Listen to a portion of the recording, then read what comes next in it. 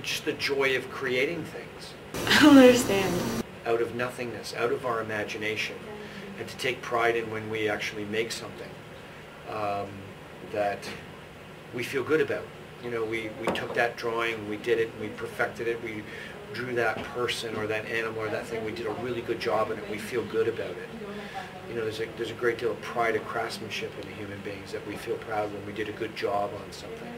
In my generation with singers and with music, I could understand the words that were being told, were being sung, and it was like a story.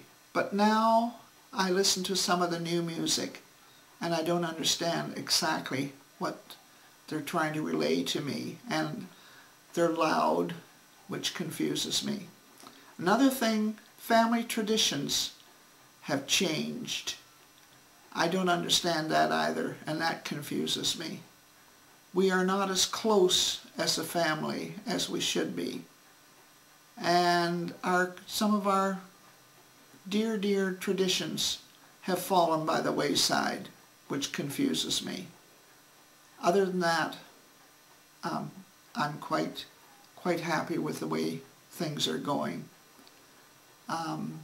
Except another thing that confuses me dearly is the fact that our world is in such a mess. And why should it be in such a mess? And that confuses me. It's such a beautiful world, and it shouldn't be the way it is. But day by day, I'm not generally confused. No. No.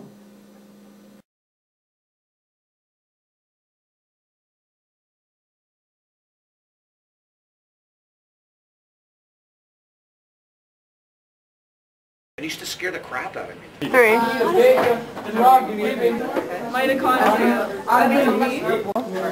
Literally. Yeah? Say again. Sluts. Say it twice. Disturbia, what is it? I would never hire you for a movie until 10 seconds apart. No, apart. Sluts. I would like him in a movie to be like the idiot. Yeah. Disturbia.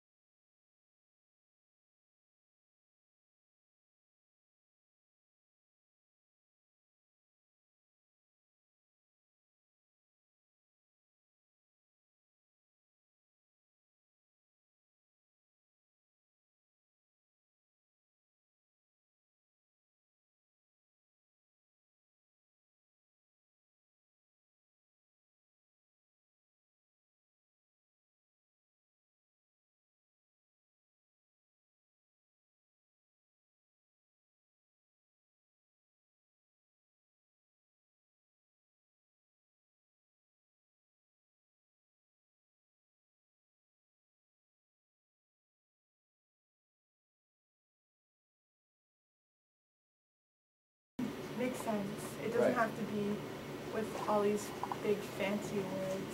Yeah, okay. You know what would look cool? Like, I don't know, what is I guess, the other thing that would look cool is if you if you just...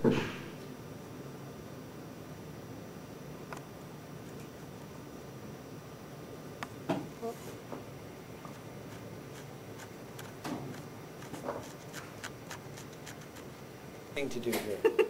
And you know what's going to happen is people are just going to wander in probably and start asking questions. How's it going? See, I told you. There you go. That's my life.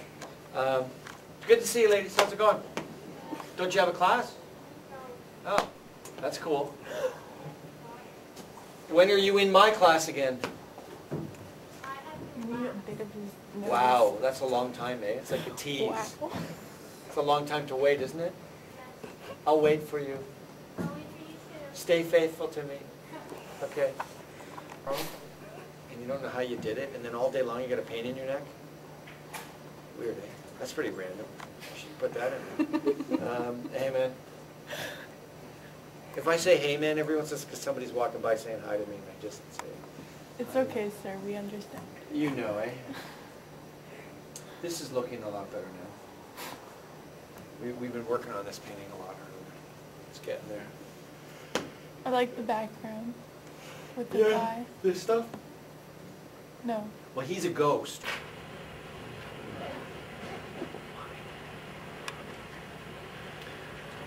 Okay, so Okay, are so you ready? I'm talking about why art is important. Yes. Gee, good question. Art is important because it allows human beings to express themselves.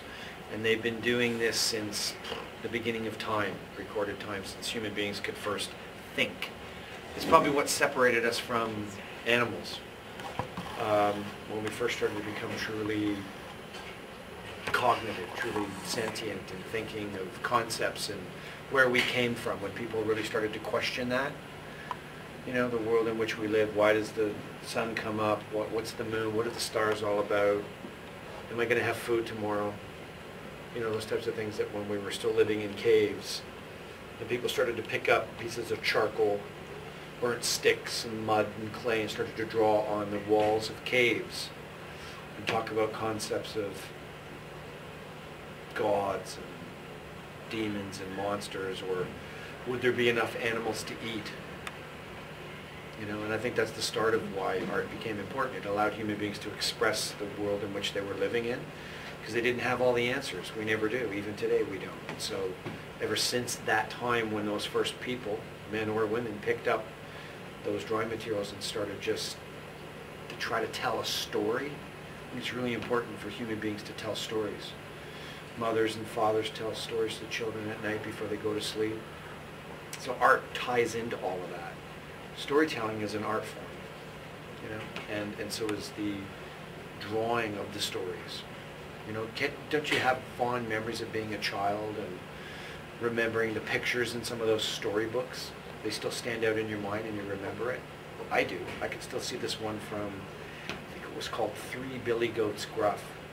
And there were these goats or something that had to get across a bridge. And underneath the bridge was this really scary monster. And I could still see that monster in the book. And it used to scare the crap out of me. You know, but I would always want my mom to read me that one.